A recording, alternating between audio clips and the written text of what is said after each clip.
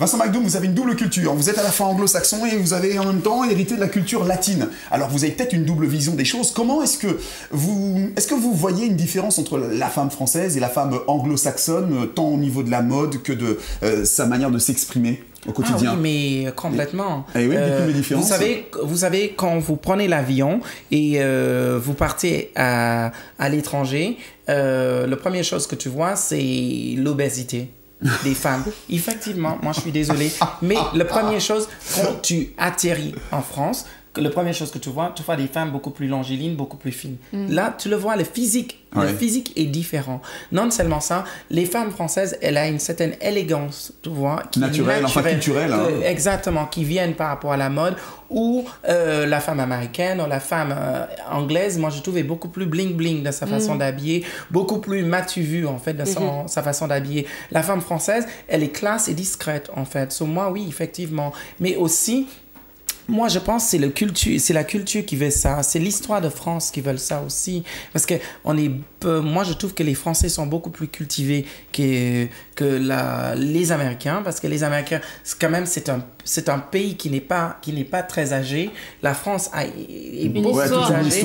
Et la France a une vraie histoire où les Américains n'ont pas cette même histoire. Et les Américains, c'est toutes des différentes cultures qui font l'Amérique. Ouais, ce sont des composantes. Exactement. Mais en France, on est une vraie peuple avec une vraie histoire et qui est très solidaire et très fier de leur culture. Moi, je suis très content. Vous aimez des Américains, vous qui avez justement... Leur professionnalisme. Parce que je trouve en France, on n'a pas une vision professionnelle on n'a pas une approche professionnelle par rapport au travail. Je trouve que les Français ne sont pas professionnels de la façon dont ils travaillent.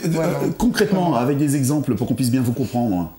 Même quand des exemples, par exemple, oui, moi je suis allé tourner Vincent McDoom à la conquête d'Hollywood, à Hollywood, et moi j'étais invité sur le plateau de les séries américaines. Ouais. Et quand tu vois la façon que c'est tourné et le professionnalisme des acteurs et la générosité dans laquelle que eux ils livrent leur texte, aussi la façon dont ils travaillent, mais ça n'a rien à voir. J'ai déjà été aussi sur des séries françaises, mais vraiment, mais je t'assure, mais non, les Américains... C'est en dessous, quoi. C'est vraiment beaucoup. Mais il suffit de regarder, il suffit de prendre une... Non, mais excusez-moi, moi je trouve ça un peu bizarre. Prendre une série, par exemple, comme Sex and the City, et prendre Desperate Housewives, ou même prendre une série policière, les experts. Ouais.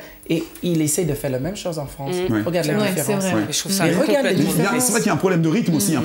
Non seulement il y a un problème de rythme. Il y a de très bons scénaristes en France, mais ils disent qu'on ne leur laisse pas s'exprimer comme ils ont envie de le faire. Parce que regardez sur Canal+, je suis d'accord. quand on laisse ces scénaristes travailler, et tu vois la différence déjà. Tu vois la différence. Avec Olivier Marchal, vous voyez tout de suite la différence. Tu vois la différence. Maison Close, moi je trouve ça magnifique. Le série Pigalle, moi je trouve ça magnifique. Borgia. Mais c'est magnifique. La série sur les mafias qui a été faite, Mafiosi, mais je trouve ça magnifique. Même la façon que c'est filmé. Or, on n'arrive pas à faire ces genres de séries pour des chaînes, des autres chaînes hertziennes comme TF1 ou France 2 ou France 3. Je parce qu'ils comprends disent pas. qu'il y a un public à respecter, mais on en revient peut-être au même problème Mais que ça vous n'a avez soulevé rien à avec voir. Anaïs à propos Ça de la n'a rien à France voir. qui Ça aime n'a rien à voir voir. des programmes... Je vais m'arrêter là. Mais excusez-moi, tu sais, moi, les gens disent que depuis quand tu dis la vérité, quand tu dis tu aimes pas quelque chose, tu es langue de pute. Moi, je suis désolé, de temps en temps, je regarde certaines séries. Moi, j'adore Mimi Mati. Je trouve que c'est une actrice formidable. Je trouve ce qu'elle est devenue est fantastique. Mais par contre, moi, j'aime pas cette série. Cette série, moi, je trouve que c'est une série qui je sais pas, cette série, il n'est pas réel, en fait. Mais les enfants en sont fans. Hein. Oui. Mais je veux bien croire, parce que la façon que c'est tourné comme ça. Mais j'aime pas cette série. Quand tu regardes le nombre de personnes qui le regardent, cette série, mais moi, je trouve que c'est une très bonne actrice. Mais par contre, moi, je trouve que les rôles à côté sont faibles par rapport à Mimi Mati. Mimi Mati, elle conduit cette émission avec brio.